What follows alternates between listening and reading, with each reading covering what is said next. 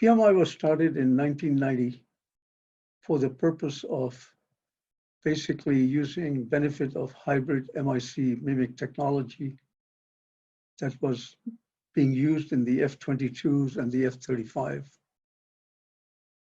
programs in the world, as well as in USA. And PMI had a chance to get into that technology. I was aware of that technology because I had been working at DARPA for many years and had been working at Stanford and MIT. So I felt that in 1990, it would be a good idea to start a company to offer that hybrid MIC mimic technology. And that technology is primarily used in space and in military applications. And we mostly use for the electronic warfare type of applications for electronic countermeasures, electronic countermeasures, electronic support measures, and surveillance, and also used for stimulators. That's basically where all this technology is used for. So in 1990, I started this company, and we've now grown to almost 15 people in our West Coast operation in El Dorado Hills, California. And we are almost about 50 to 55 people in the East Coast operation in Frederick. My background is that I come from the teaching background, having done my studies all at the University of London, my undergrad, bachelor's, master's, and doctor's studies, all done at University of London. And I basically came from the teaching field and came to the United States to teach at MIT. From MIT, I ended up going into MIT Lincoln Labs, where I did most of the research and the foundation of what PMI is based on. From Stanford, I spent many years. From MIT, I then moved to Stanford and spent many years at Stanford. So the first company that I started was called Planar Microwave International Corporation, which became in Sunnyvale, California, which was doing mostly hybrid MIC work. And the company that we have now is doing hybrid MIC mimic technology, which is monolithic technology, more super small and super monolithic type of technology. But it is based on the same thing of doing electronic warfare type of work. The first company I started was in 1975-76. And in 1980, that was sold to a company called Raytheon. The business plan I had put together for Planar at that time, which is a trademark of myself and PMI, was started mainly for electronic warfare so they could be used for a SLQ-32 program, which is what Raytheon was interested in. So after I sold the first company, I had an agreement with Raytheon not to start another company for 10 years. So I then decided that I would go back to my country of origin, which was India. So I basically thought of retiring there. But after a year being in India, I ended up working for the 5th largest company in India, in the Fortune 500 company. And there I set up as managing director a company making metal thin resistors and capacitors and resistor capacitor networks because I had security clearances in America. So I couldn't work in any other RF and microwave field, and because of the agreements I had with Raytheon. I returned to the United States in 1987 and became a consultant in the industry and started writing a business plan to starting Planar. So instead of hybrid MIC technology, we decided to make it into a mimic technology, which was in great demand at the time for electronic warfare. So the kind of products we make are basically all the building blocks that go into receivers and transmitters, anything from amplifiers to switches to threshold detectors, log amps, switch filter banks, power dividers.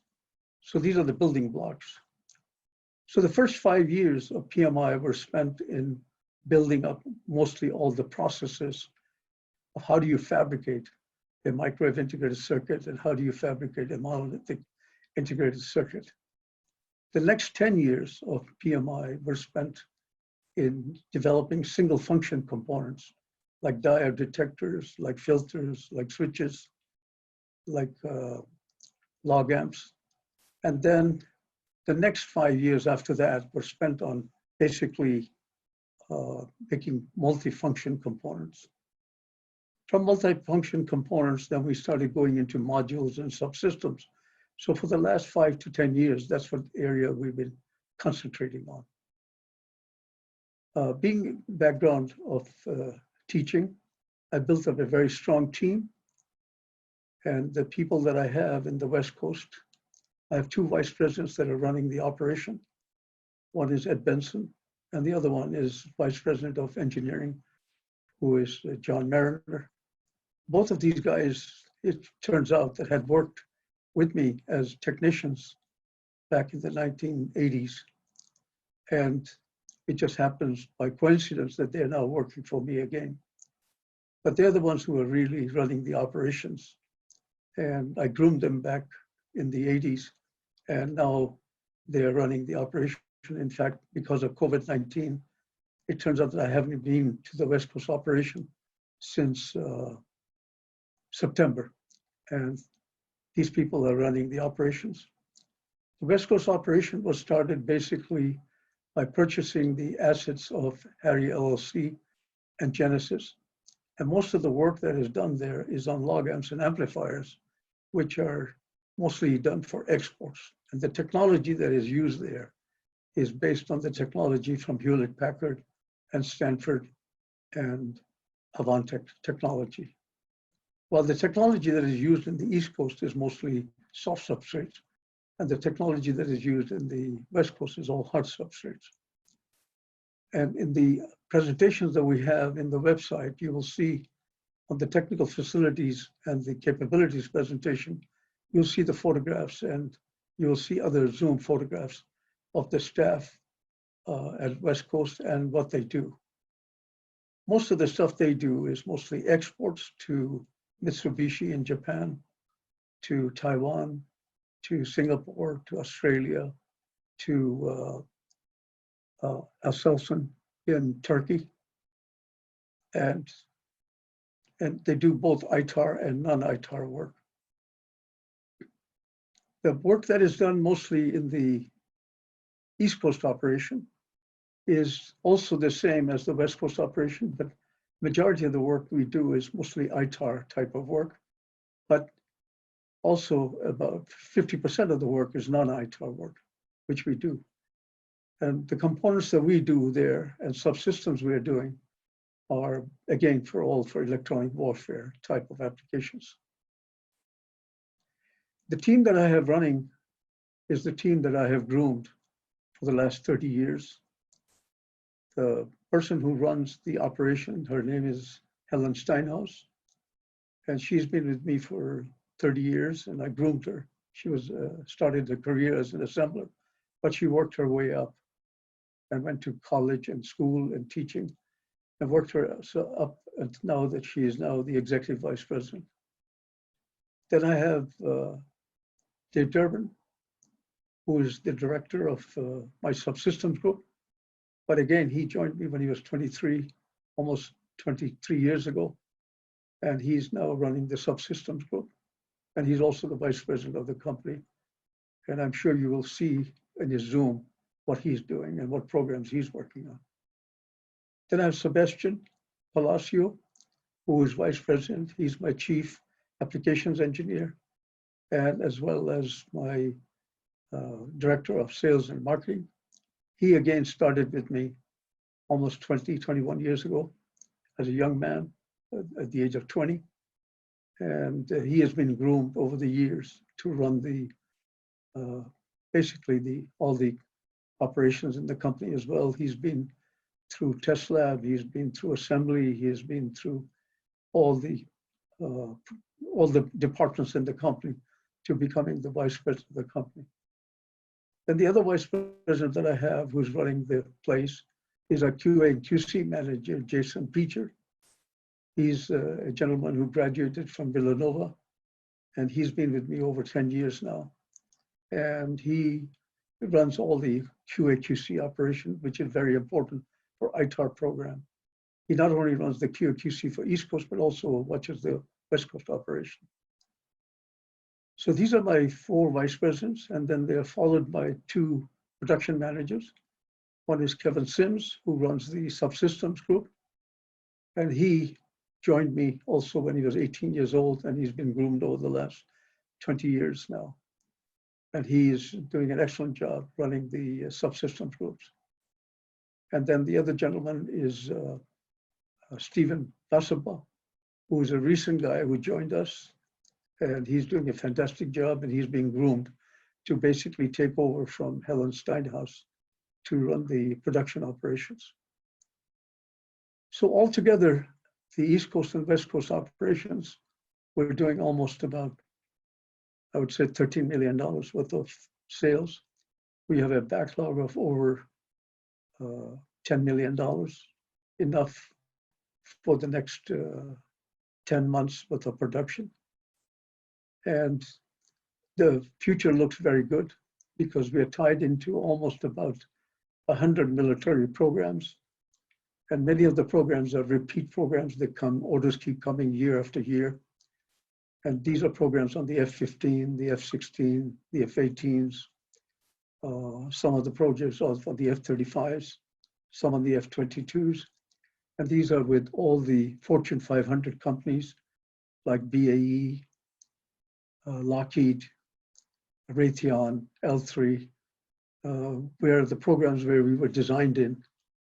Most of the work that PMI does, it starts from research, then we do development, then we do design work, and then we do manufacturing. We are a very vertically integrated company where we have all the facilities in-house, except for etching. Everything else is done within the company, like bonding, machining. We have 3 CNC machines in the East Coast, 1 in the West Coast. And recently we started experimenting by subcontracting some of our work to Philippines. And we found out that we can get some of the work done for non-ITAR work at almost 1/5 to 1/10 the prices that one would pay in the United States. And the cost is much lower. And we're experimenting with that. So we hope in the future, as the company expands, more and more work of assembly nature will go to be done overseas, so that the highly skilled jobs like testing and designing, all that would be done in the United States. We've received a lot of awards of excellence from BAE, from Boeing, from General Atomics. And we'll see in our presentation what sort of facilities we have. We have about a 20,000 square feet facility in the East Coast and about 5,000 square feet facility in the West Coast. All the test equipment is fairly brand new because every 5 years we update all our test equipment. As the engineers want to do latest designs, we have to buy them all these new gadgets and so on. So we have test equipment that goes from DC to 50 gigahertz. And for the future, it looks like as we move to higher and higher frequencies, we'll have to invest into 60, 70, 80, 90, and 100 gigahertz equipment. So far, on our own, we've invested and purchased a lot of the brand new equipment, and most of that was financed by the company itself, or we got bank financing, but we've paid it all off. PMI is in a very good financial standing. We have hardly any debts or loans to pay off, very little. And we have over $4 million in our bank accounts. So we finance a lot of the projects on ourselves. A lot of the R&D projects that we get, we finance them internally within PMI. Some of it is financed by the government or by the Fortune 500 companies, but not many people want to invest in new programs, so PMI has to invest in a lot of the programs. So PMI does an average of about 5 to 10 new products almost every month. and we advertise in all the magazines, and we attend almost one conference every month and a half.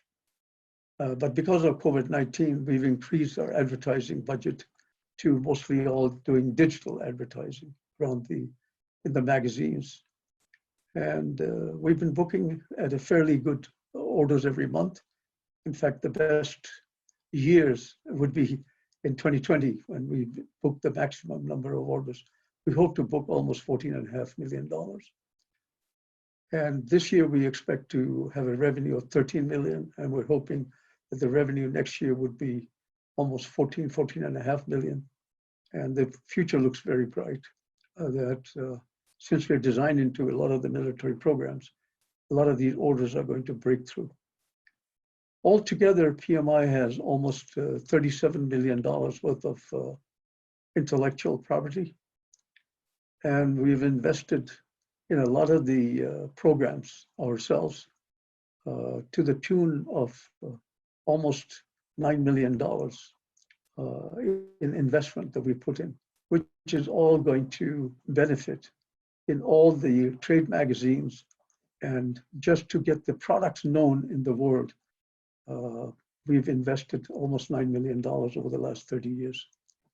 So anybody investing in PMI would benefit from all the hard work that has been done by the PMI team.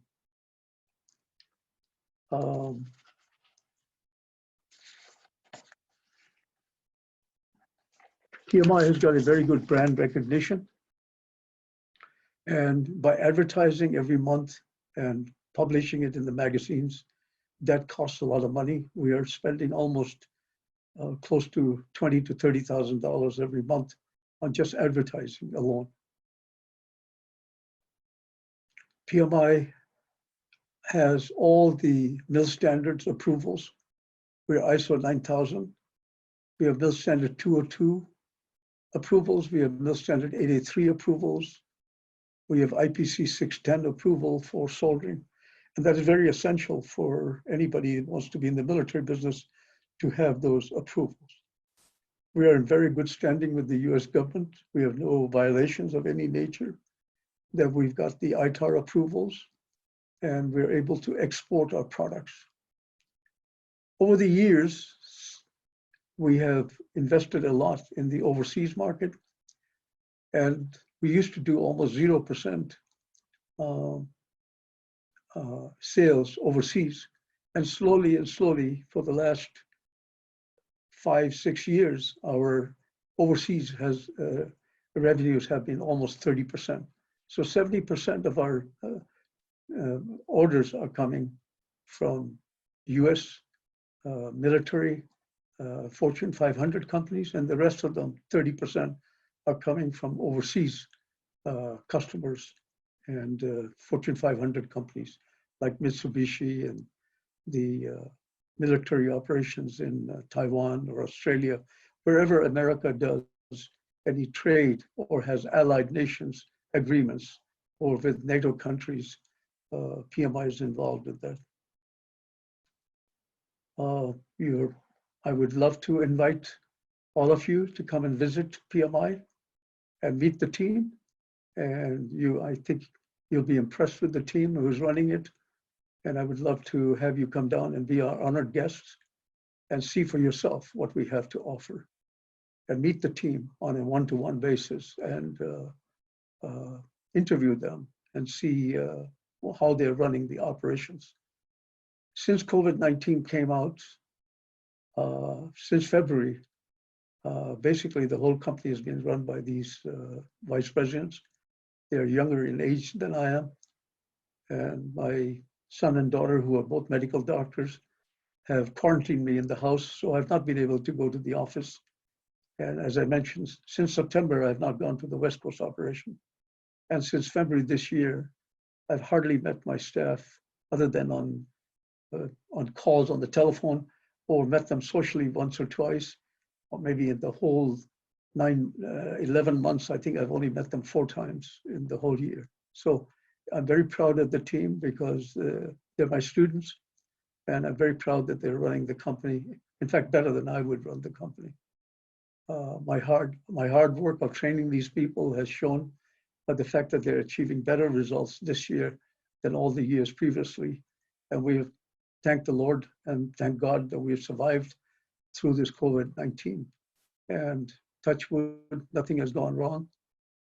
Even though we have got 3 or 4 buildings and separated, actually everybody was telling us that we should all be in one building.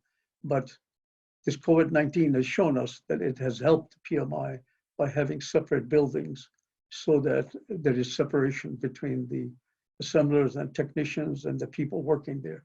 So touch wood that we have not been hit with COVID-19 in our operation. With this isolation, it actually helped us, and it also helped us to grow the company as well. Thank you for listening to my video. If there's any questions, kindly let me know. I'd be happy to answer your questions. Thanks and God bless.